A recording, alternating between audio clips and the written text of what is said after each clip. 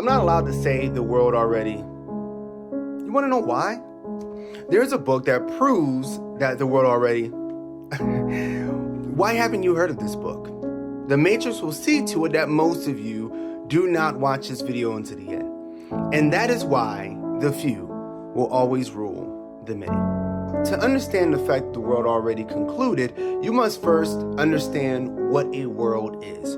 When I say the world already concluded, a lot of you think, well, the planet's here. I still have to go to my 9-to-5 job. And that's because you're conflating world with the earth. So they don't mean the same thing, but they can. See, logically, world means era or the age. This is why in most religions, the world ends multiple times. Sometimes through a disconnection between humanity and the divine, and sometimes through a flood. In movies, you'll see this as well. Like The Day After Tomorrow. That's an apocalyptic movie, right? The world ended. Or in TV shows, apocalyptic TV shows, The Walking Dead. The point being that even though the earth stands, the world, that era, or the era, has ended. Worlds end every day, actually. But sometimes all worlds end at once, and therefore the greater world ends, right?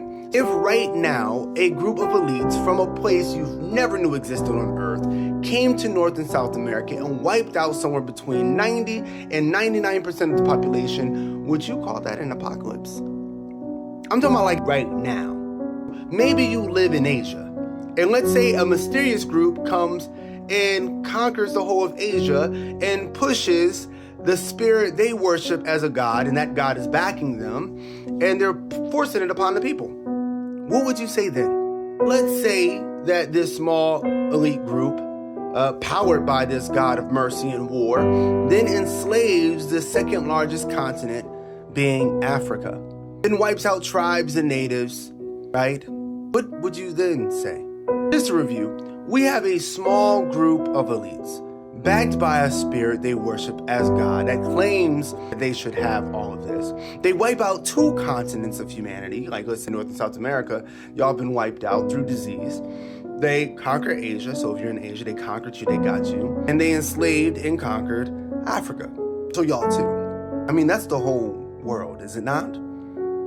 And if you lived on these continents, I think from your perspective, you would say that the world had ended. I want you to comment below if you know what I'm talking about here with time period. But I just want you to think about it. If you lived in America today and that happened, that means 1 of every 10 people you know, less than 1 of every 10 people you know survived. If this all happened today, we would consider it the end of the world. And you would be correct. If you haven't guessed it by now, this already happened. This is our past. And the world you live in today was built on this. This is why the wars never end and the people are never liberated. You live in a post-apocalyptic world. Am I allowed to say that? Where the children of those elites rule over you, while you debate with the commoners about the politics that they handpick for you.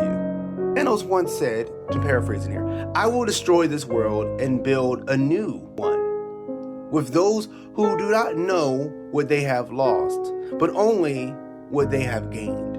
You do not know what you have lost, only what you have gained. What if you could escape all this though? Like, what if there was a way to get back to where we were? What if there was a way to escape this post-apocalyptic world that they call normal? Civilization, right? But still maintain technology. Get away from 9-to-5s, bills, rent, all of that. Well, there is. That's the book I was talking about at the beginning. It's called FAMS. Food, Forest, Foraging, Hunting, Anti-Fragile Modern Society.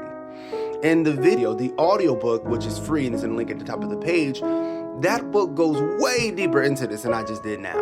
And it will prove it to you without a shadow of a doubt. I love you all. Peace.